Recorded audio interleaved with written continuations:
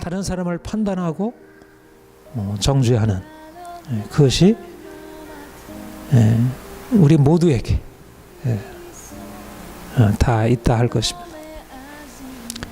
그런데 우리가 주님을 만나게 되면서 우리가 사실은 그렇게 자기 스스로에 대해서 대단하게 여기고 또 다른 사람을 문제가 많아 이렇게 판단하고 살지만 실상 내가 얼마나 형편없는 존재인지, 그리고 내가 그렇게 경멸하고 싫어하는 사람이 사실 나보다 결코 못한 것이 아니라는 사실을, 그리고 또 설사 그렇다 할지라도 그들을 다른 시각으로 봐야 한다는 것을 알게 됩니다. 말하자면 사실 예수님은 이 땅에 오셔서 우리의 가치관을 바꾸시는 것입니다. 우리의 영혼을 구원해서 하늘나라로 인도하시는 것만이 아니고 우리가 이제까지 너무나 당연하게 받아들여왔던 자신에 대한 생각, 타인에 대한 생각을 바꾸는 것. 그래서 이 세상을 살아갈 때 전혀 다르게 살아가게 하시는 것입니다.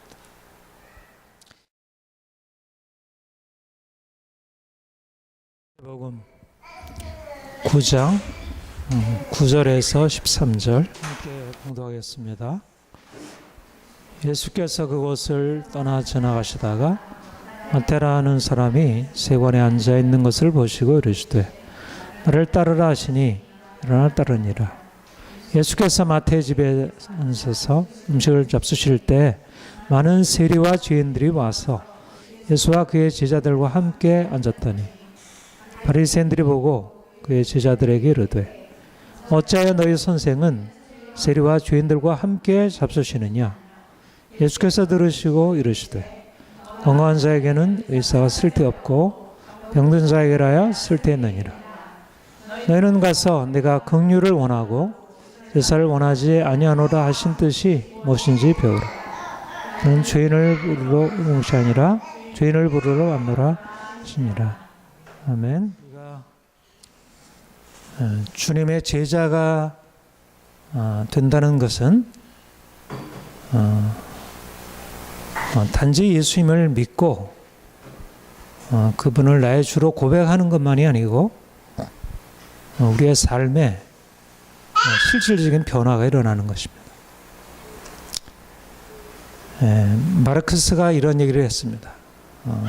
마르크스만큼 오늘날 이 사회, 세계에 그 영향을 준 사람이 없는데 이전의 철학은 세계를 해석했지만 자신의 철학은 세계를 변혁하는 것이다. 그렇게 얘기를 했습니다. 저는 우리 믿는 사람이야말로 단지 우리가 하나님을 믿는 지식을 갖고 있는 것이 아니라 우리가 하나님을 통해서 우리 인생이 달라지고 또 세상을 다시 바라보게 되고 전혀 다른 삶을 살게 되는, 자신이 바뀌고 세상을 바꾸는 그런 근본적인 변화를 경험하는 것이다. 그렇게 믿습니다. 우리의 삶의 변화에 가장 중요한 것은 우리의 시각, 우리의 관점이 달라지는 것입니다. 사실은 사람들이 어떻게 사는지를 보면 사실은 단지 삶이 그 삶은 하나의 드러나는 모습이고 그 안에는 그 삶을 이끌어가는 그만의 관점이 있습니다. 모든 사람들은 다 이렇게 우리가 한 자리에 모였지만 예수를 똑같이 믿는 것 같아도 그 생각이 다 동일하지 않은 것입니다. 그러니까 중요한 것은 우리가 예수님을 입으로 고백하는 사실보다 더 중요한 것은 우리가 입으로 고백하는 그 주님을 따라 사느냐이고 또 정말 주님을 믿음으로 그 생각이 관점이 달라졌는가 하는 것입니다. 우리가 주님의 제자가 되는 것은 우리가 이제까지 갖고 있었던 우리의 생각을 바꾸는 것, 그것이 바로 회개입니다. 우리가 하나님을 만나서 자신이 누구인지 새롭게 발견하게 되고 또 세상이 어떠한지를 새롭게 보게 됩니다. 자신이 얼마나 병든 죄인인지를 알게 되고 또 이 세상이 얼마나 악한지를 보게 되고 우리의 눈이 뜨여 이제까지 보지 못했던 것을 보고 발견하고 그래서 그 새로 발견한 것을 가지고 새롭게 살아가는 것. 이것이 제자를 할 수 있습니다. 무엇보다도 우리가 주님의 제자가 되는 것은 다른 사람을 보는 관점이 달라지는 것입니다. 우리는 모든 사람들이 공통적인 뿌리는 사실 뭐 요즘에 심리학을 통해서나 또 뭐 사회학을 통해서나 정치학을 통해서나 우리의 경험을 통해서나 우리 자신을 바라보나 주변 사람들을 보나 분명한 것은 뭐냐면 사람들은 이기적이고 자기중심적이라는 사실입니다. 그래서 다른 사람을 볼 때 자신이 가지고 있는 시각을 가지고 판단하고 그리고 다른 사람을 볼 때 자기 자신은 상당히 옳고 상당히 바른 삶을 살아가는데 저 사람은 문제가 많아 라는 그런 좀 교만한 다른 사람을 보다 내려보는 다른 사람을 판단하고 정죄하는 그것이 우리 모두에게 다 있다 할 것입니다. 그런데 우리가 주님을 만나게 되면서 우리가 사실은 그렇게 자기 스스로에 대해서 대단하게 여기고 또 다른 사람을 문제가 많아 이렇게 판단하고 살지만 실상 내가 얼마나 형편없는 존재인지 그리고 내가 그렇게 경멸하고 싫어하는 사람이 사실 나보다 결코 못한 것이 아니라는 사실을 그리고 또 설사 그렇다 할지라도 그들을 다른 시각으로 봐야 한다는 것을 알게 됩니다. 말하자면 사실 예수님은 이 땅에 오셔서 우리의 가치관을 바꾸시는 것입니다. 우리의 영혼을 구원해서 하늘나라로 인도하시는 것만이 아니고 우리가 이제까지 너무나 당연하게 받아들여왔던 자신에 대한 생각, 타인에 대한 생각을 바꾸는 것. 그래서 이 세상을 살아갈 때 전혀 다르게 살아가게 하시는 것입니다. 오늘 우리가 잘 아는 본문을 통해서 어떻게 예수님이 당시의 사람들과 다른 생각을 가지시고 다르게 사셨는지 그리고 제자들이 어떻게 예수님을 통해서 다른 삶을 배웠는지를 살펴보고자 합니다. 마태복음 9장 우리 본문 앞에 보면 마태 세리가 세관에 앉아 있다가 예수님께서 나를 따르라 하심으로 그가 예수님을 따르게 되었습니다. 그리고 그는 예수님의 제자가 되어 이제 그의 많은 친구들, 세리들, 또 주인들을 초대하고 예수님도 함께 초대를 했습니다. 식사 초대를 한 것입니다.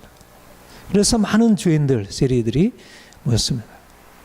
아마도 자기 같은 부류의 사람들이겠죠. 그런데 사실은 예수님과 제자들이 이런 주인과 세리들과 함께 식사하는 것을 보고 바리새인들이 예수님을 향해서 비난을 하게 되었습니다.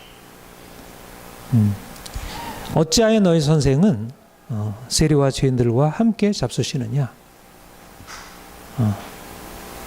바리새인들이 이제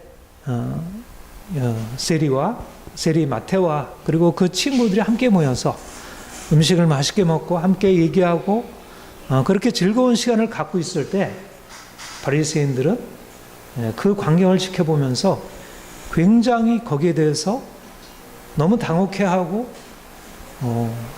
화가 나고 이거는 있을 수 없는 일이다. 그렇게 생각한 것으로 보입니다. 어찌하여 너희 선생은 세리와 죄인들과 함께 잡수시느냐? 용납할 수 없는 것입니다.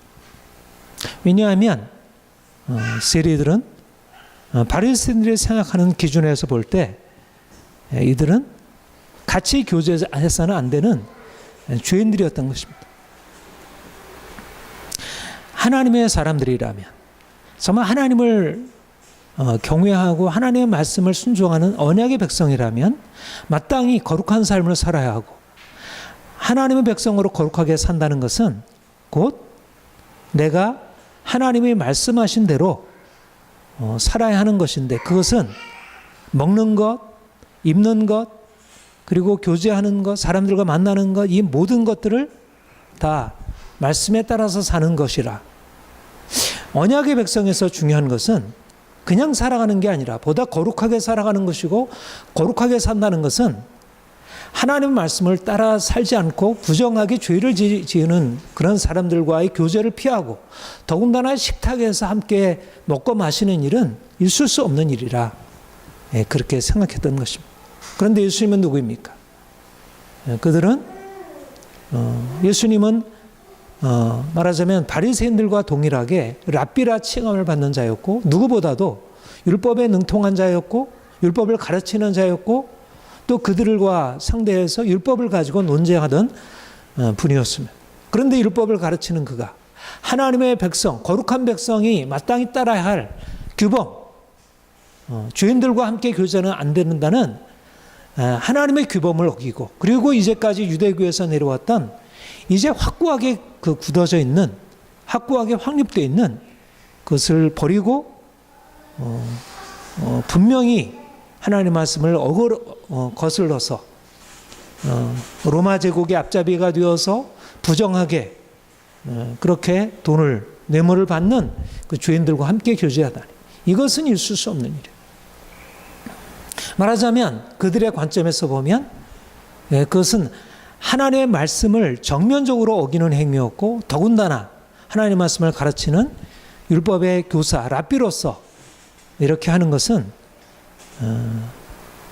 당시에 모든 사람들에게 당연히 따라야 할 그 규범을 깨뜨리는 이 사회의 영적인 질서를 근본적으로 뒤흔드는 이것은 하나님 앞에서의 죄인이고 이 사회 모든 삶의 그 토대를 무너뜨리는 것으로 여겨졌던 것입니다. 그래서 이것은 도무지 용납할 수 없는 것이다. 이들의 항의와 비난, 이들이 이렇게 예수님이 세리와 죄인들과 함께 식사하는 걸 보고 그들이 제자들에게 했던 이 질문, 이 비난, 이것은 당시의 기준으로 보면 하등 이상한 것이 아니었습니다. 바리새인들이 가지고 있었던 생각, 그들의 행위, 그들의 판단은 너무나 정상적인 것이었고 예수님과 그의 제자들이 주인의 집에 주인들과 함께 먹고 마시는 것은 용납할 수 없는 불법이고 이것은 율법을 파기하는 행위였습니다. 그런데 예수님께서 이들의 비난에 대하여 어떻게 답을 하십니까? 건강한 자에게는 의사가 쓸데없고 병든 자에게라 쓸데있느니라. 너는 가서 내가 긍휼을 원하고 제사를 원치 아니노라 하신 뜻이 무엇인지 배우라. 나는 의인을 부르러 온 것이 아니라 죄인을 부르러 왔노라. 예수님은 바리새인들이 어찌하여 너희 선생은 죄인들과 함께 잡수시느냐 하실 때 전혀 그들이 생각했던 것과 다르게 답하셨습니다. 바리새인들은 자신들이 옳다는 확신을 가지고 예수님에게 예수님을 비난했는데 오히려 예수님은 바리새인들을 공격하신 것입니다. 너희가 하나님을 알고 있고 하나님의 거룩한 뜻을 따라 살고 있다고 생각하고 나와 제자들을 공격하고 있지만 그러나 너희는 하나님을 제대로 알고 있지 못한다. 하나님이 누구신지에 대하여 하나님의 뜻이 무엇인지에 대하여 너희가 제대로 알지 못하고 오해하고 있다. 그리고 너희는 스스로 하나님의 뜻에 따라서 거룩한 삶을 살아가고 있다고 생각하지만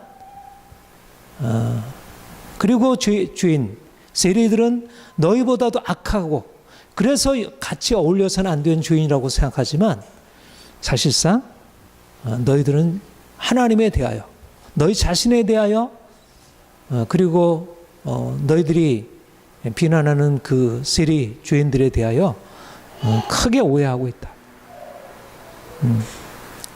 말하자면 예수님께서는 지금 하나님이 보내신 일을 행하고 계신 것입니다.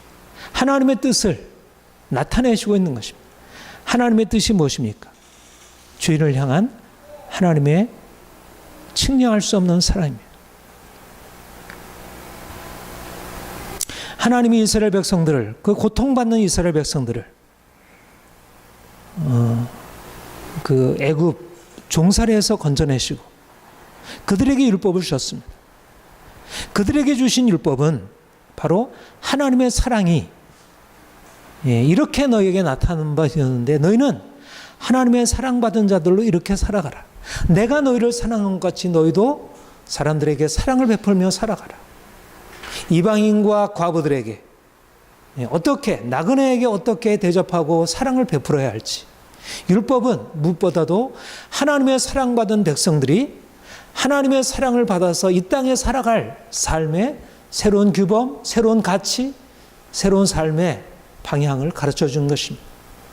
그런데 바로 이스라엘 백성들이 하나님의 말씀을 떠나 우상을 섬기고 그래서 마땅히 하나님의 말씀대로 순종해서 가난하고 병든 자들을 돌아보고 그들을 섬겨야 할 그들이 하나님의 말씀을 지킨다고 하면서도 제사를 행하고 그들이 여러 가지 종교적인 규례를 행하고 있지만 실제적으로 그들의 삶이 하나님의 뜻을 거슬러 오히려 가난한 자들을 압제하고 스스로 자기를 높여서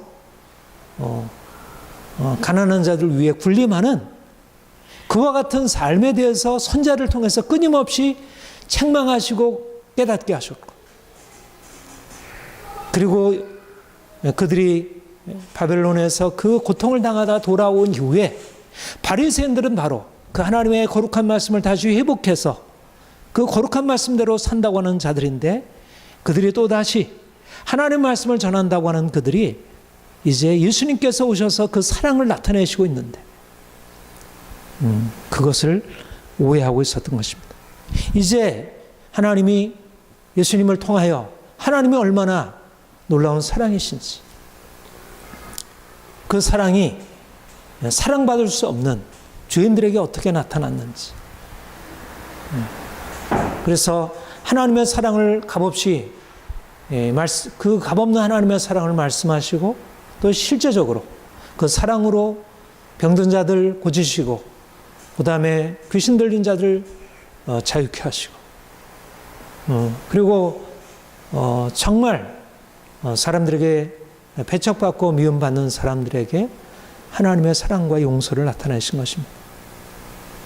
하나님의 놀라운 긍휼이 부어졌고 이제까지 사람들로부터 비난과 정죄를 당하고 인생에 대해서 어떤 희망도 없던 자들이 예수님께 나와서 이제 그분의 말씀을 통하여 그분의 병고침을 통해서 그분이 행하시는 그 모든 행동들을 통해서 하나님의 사랑이 어떻게 나타나는 하나님의 긍휼이 얼마나 놀라운 것인지 그들이 절망과 두려움 가운데 살다가 이제는 그 하나님의 사랑으로 들어가 그 사랑 안에서 기쁨을 누리고 이제는 자유를 얻게 되었습니다. 하나님의 사랑이 놀랍게 나타나 이제 하나님의 나라가 그들 가운데 임하고 그들이 치유받고 그들이 인생의 고통과 절망에서 벗어나 참 자유를 얻게 되었습니다. 그들 안에 하나님의 기쁨이 있었고 세상이 알지 못하는, 이제까지 누구도 경험하지 못했던,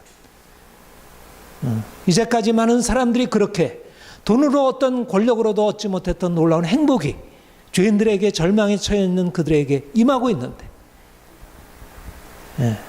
이제 마치 탕자가 아버지를 떠나 타국에 가서 허랑방탕에 지내다가 고통스럽게 돌아왔을 때 아버지가 그를 환영하고 그에게 잔치를 베풀듯이 놀라운 하나님의 기쁨이 그들 안에 지금 벌어지고 있는데,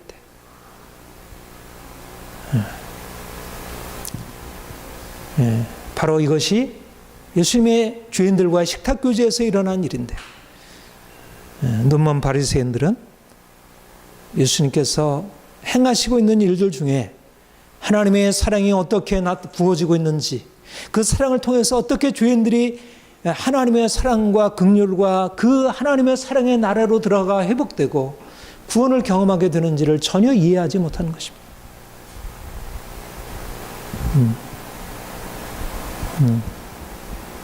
오히려 하나님의 사랑을 나타내시는 주님을 정죄하고 자신들이 행하고 있는 일이 얼마나 어리석고 어두운 것인지를 깨닫지 못한 것입니다. 여러분, 하나님을 가장 열심히 섬기고 하나님을 잘 알고 있다는 사람들이 사실상 하나님을 가장 모를 수 있다는 것이 정말 큰 아이러니입니다. 예수님 당시 때도 그랬고 지금도 그러합니다. 예수님을 믿은 지 오래가 되어서 많은 교회 생활의 경험을 가지고 있고 헌금도 많이 하고 교회 봉사도 많이 하고 다른 사람을 가르치고 그리고 많은 성경 지식을 가지고 있는 그런 목사, 장로, 오래된 집사들이 정말 주님을 알고 주님을 더 깊이 알고 주님을 사랑할까? 정말 주님을 따라가고 있을까? 성경을 많이 읽고 신학을 배우고 정통교리를 가지고 다른 사람들의 잘못에 대해서 이렇게 저렇게 비판하는 신학자들, 목사들이 과연 주님을 알고 주님을 따라가고 있을까?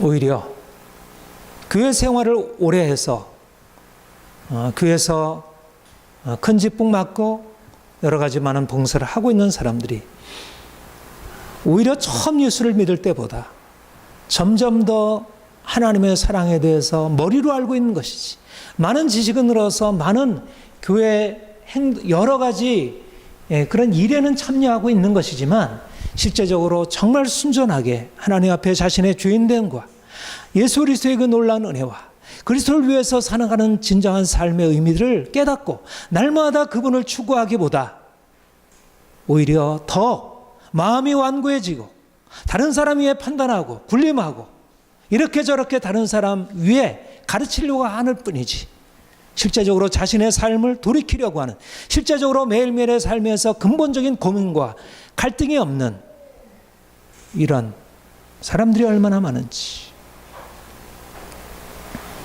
저도 목사이고 저도 신학을 한 신학자이고 누구보다도 교리적인 문제, 신학적인 문제를 씨름해 오고 있지만 그러나 신학을 많이 알고 있다는 것이, 교리적인 지식을, 바른 교리적인 지식을 가지고 있는 것이 과연 주님의 제자가 되어서 그분을 닮아 살아가는 것에 과연 얼마나 도움이 될까?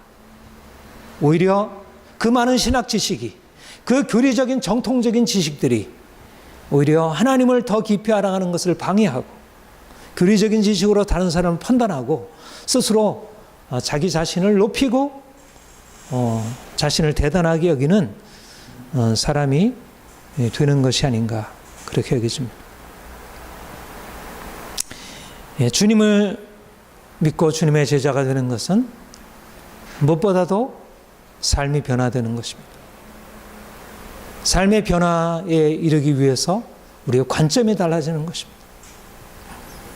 우리가 주님을 만나기 전에 우리 모두가 공통된 것은 자기 자신이 중심이 되고 기준이 된 삶을 살았다는 것입니다. 다른 사람을 판단할 때 내가 기준이 되어서 내가 가지고 있는 그 중요한 가치에 따라 저 사람 저래야 되는데 왜 저렇게 할까? 우리가 부모를 판단하고 자녀들을 판단하고 남편을 판단하고 아내를 판단하고 누가 삶의 기준인가? 내가 기준이 되었던 것입니다. 그리고 내가 나름대로 이러저러한 지식을 가지고 있고 사회적인 어떤 양식, 교양을 갖추고 있고 하다면 더군다나 그런 사회적인 양식을 갖지 못하고 행하는 다른 사람들에 대해서 여지없이 판단하고 그런 삶에 대해서 저건 아니야. 오히려 우리가 지식이 높을수록 교양을 가지고 있을수록 많은 경험을 가질 수 있을수록 우리가 자기 확신 속에서 다른 사람을 비판하고 정죄하는 것은 너무나 쉽게 되는 것이었습니다. 그런데 주님을 만나고 난 이후에 얼마나 달라졌을까? 우리가 주님을 만나게 되면 우리가 자신의 주인됨을 깨닫고 더 겸손해지고 다른 사람에게 더 배우려고 하고 다른 사람을 높이고 나보다 약하고 보잘것없는 사람들에게 그를 나보다 낮게 여기고 그와 동등한 자리에서 내가 서려고 하는가?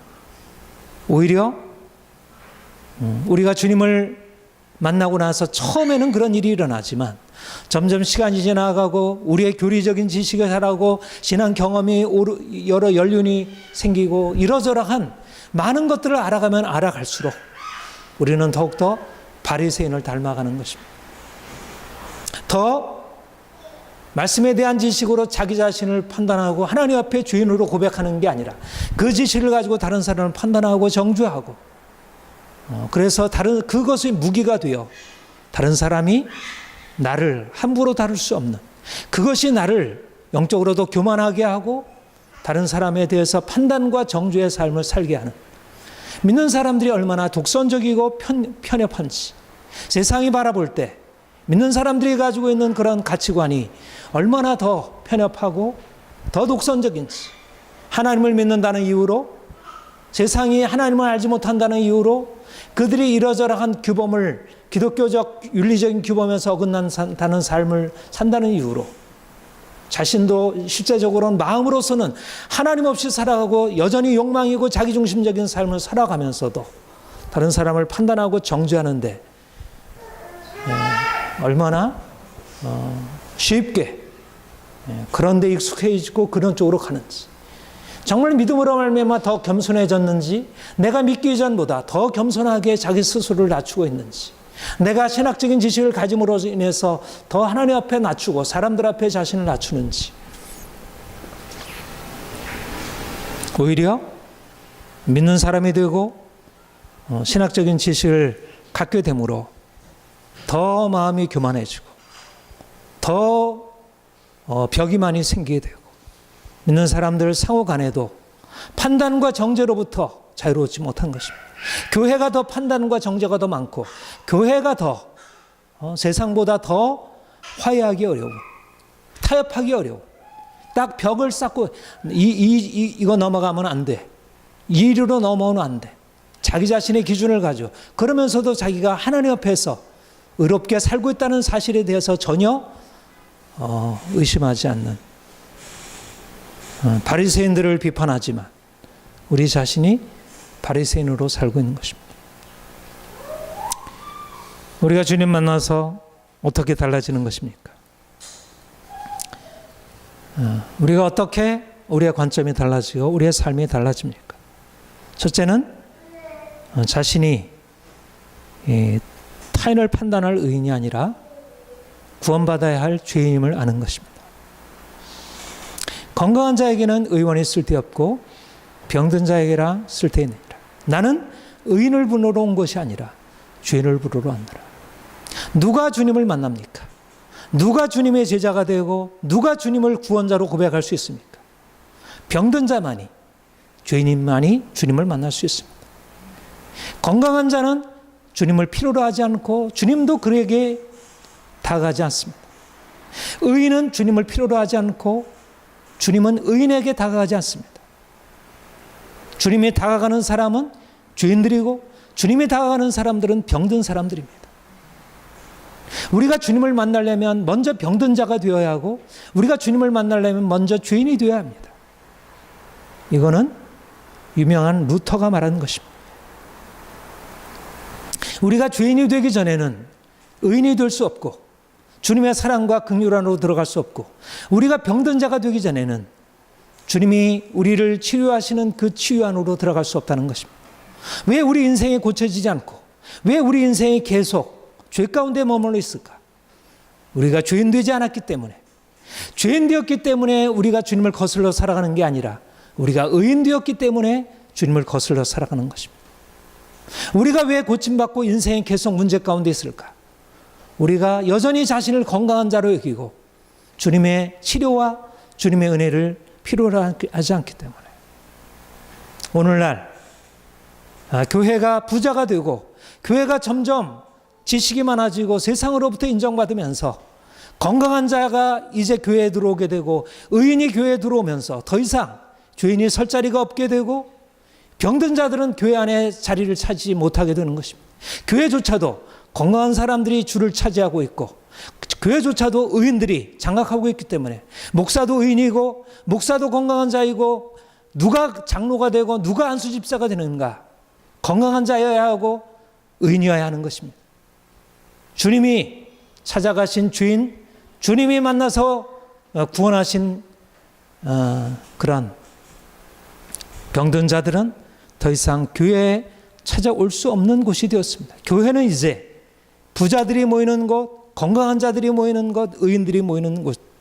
그래서 하나님이 주신 축복으로, 이 땅에 주신 축복으로 감사하지만 실제적으로 그들 안에 진정한 하나님이 우리에게 베푸신 그 놀라운 십자가의 은혜에 대하여 나 같은 죄인을 살리셨다는 그 은혜와 감격이 사라진 교회, 더 이상 하나님의 사랑과 축복을 필요로 하지 않는 교회, 그냥 우리의 삶에 대해서 하나님이 그냥 추인해 주시고 다른 사람이 위에 군림하며 살아가는 삶에 대해서 전혀 뭐라 하지 않는 그런 하나님.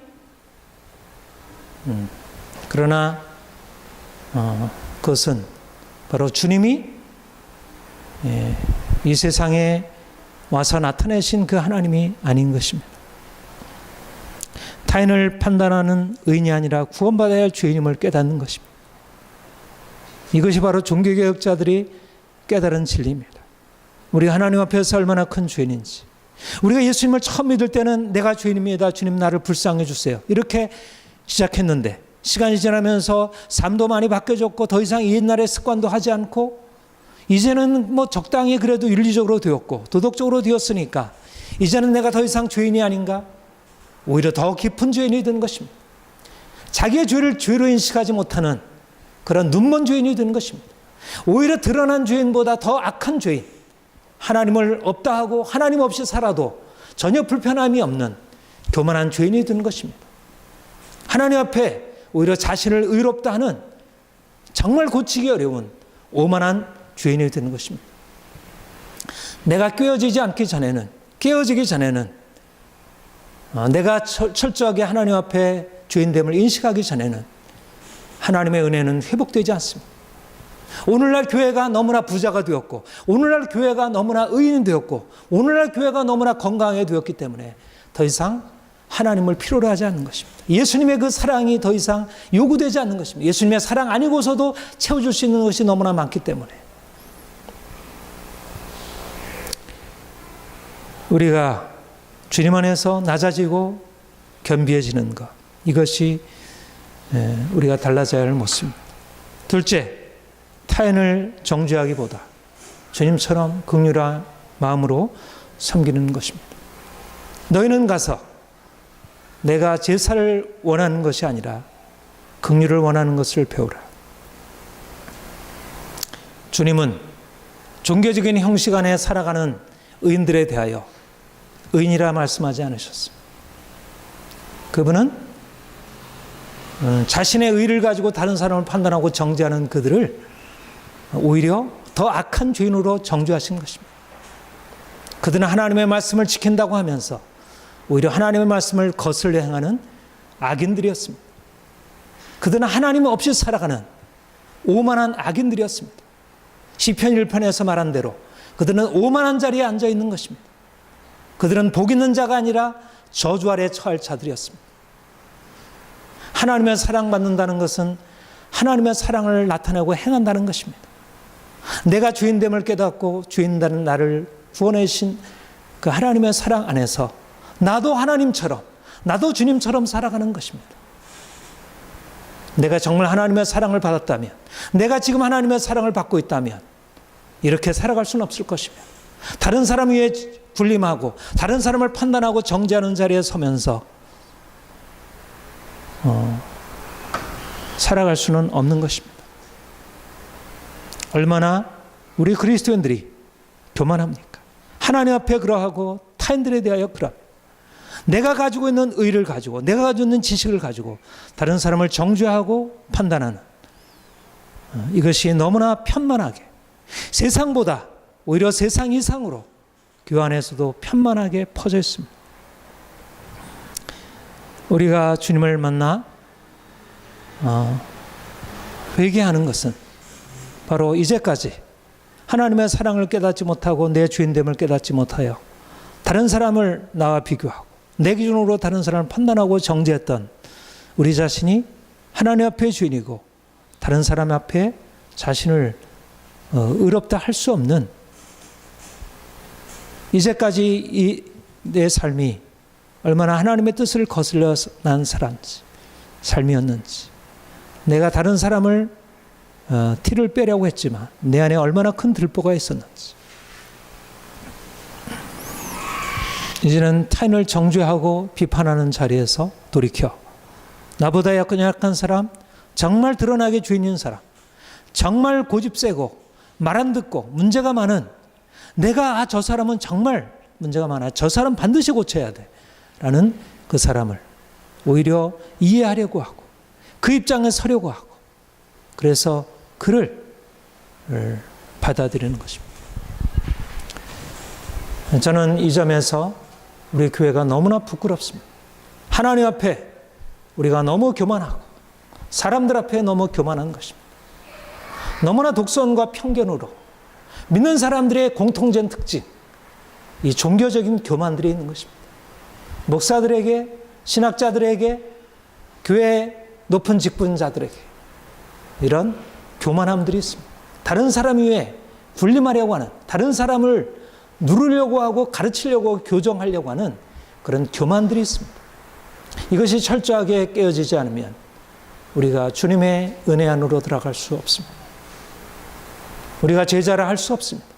제자가 된다는 것은 하나님 앞에 낮아지는 것이고 사람들 앞에 낮아짐으로 섬기는 것이고 다른 사람을 긍휼히 여기는 것입니다. 주님이 우리 나 같은 죄인을 살리시고 놀라운 긍휼을 베푸셨습니다. 너도 이와 같이 하라. 주님께서 말씀하시고 있습니다. 죄인들과 함께 식탁에 교제하시면서 그들을 받아주신 주님. 그로 인해서 바리새인들로부터 당시의 지도자들로부터 비난을 받았던 주님. 이것이 바로 우리가 가야 할 길입니다. 주님께서 우리를 더 온전한 제자의 길로 이끌어 주시기를 기도합니다. 하겠습니다. 주께서 우리를 건지셔서 하나님의 자녀 삼으시고 우리로 하여금 주 안에서 새로운 삶을 살도록 말씀해 주시고 우리에게 빛을 비춰주시니 감사드립니다. 우리가 주님이 살아가신 모습을 대할 때마다 새롭게 주님의 삶의 모습을 따르려고 하면서 더 깨닫게 되는 것은 우리가 얼마나 하나님 없이 살아왔는지, 우리가 하나님을 믿는다고 하고 주님을 따른다고 하지만 우리의 믿음과 우리의 따름이 얼마나 명목에 불과했는지 새롭게 보게 됩니다. 주님, 우리의 눈을 열어주셔서 하나님을 보게 하시고 우리 자신의 부끄러운 죄인됨을 보게 하옵소서. 우리 앞에 있는 지체들의 연약함과 그들이 사랑받아야 할 하나님의 사람들임을 보게 하옵소서.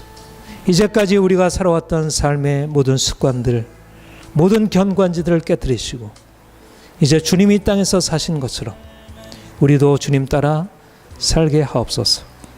주님, 우리가 이제 주님의 제자로 세상의 빛으로 살길 소망합니다.